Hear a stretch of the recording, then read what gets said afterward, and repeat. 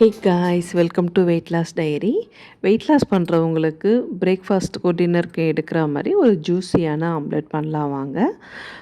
Wait லாஸ்க்குன்னு நம்ம omelette பண்ணும்போது அதில் எந்த லெவலுக்கு வெஜிடபிள்ஸ் ஆட் பண்ணுறோமோ அந்த லெவலுக்கு நமக்கு ஸ்டமக் ஃபில்லிங்காக இருக்கும்.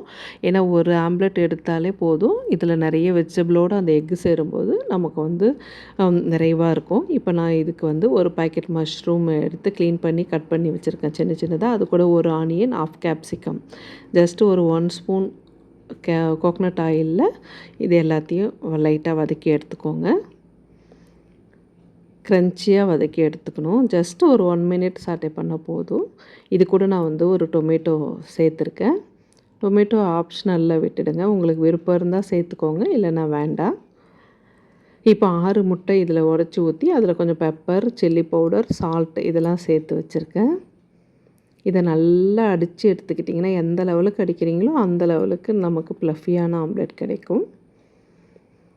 இப்போ இதில் இதை வதக்கி எடுத்த இந்த வெஜிடபிள் எல்லாம் சேர்த்துடலாம். இந்த லெவலுக்கு தாராளமாக கொத்தமல்லி இலை, கொரியண்டர் லீவ் சேர்த்துட்டு, நான் கோகனட் ஆயில் தான் யூஸ் பண்ணுவேன் ஆம்லேட்டுக்கெலாம். வெஜிடபிள் ஆம்லேட் இருந்தாலும் சரி, ப்ளைன் ஆம்லேட்டுக்கும் சரி. அந்த மாதிரி ஆம்லேட்டில் கோகனட் ஆயில் தடவி விட்டுட்டு அதில் ஆம்லேட் ஊற்றி எடுத்துக்கிறேன். நான் இது கூட ஒரு 1/2 பவுல் சின்ன பவுலில் ஓட்ஸ் கஞ்சி தான் எடுத்து சாப்பிட்ருக்கேன். நைட் டின்னருக்கு எடுத்துக்கிட்டேன் நான் இதை. அப்படி இல்லை அப்படின்னா ஒரே ஒரு ப்ளைன் சப்பாத்தி செஞ்சுட்டு அதில் இந்த ஆம்லேட்டை வச்சு அப்படியே ரோல் பண்ணி சாப்பிட்டுடலாம். டின்னருக்கு அதுவே எனஃபாக இருக்கும். தேங்க்ஸ் ஃபார் வாட்சிங். நெக்ஸ்ட் அப்டேட்டில் பார்க்கலாம். பாய்.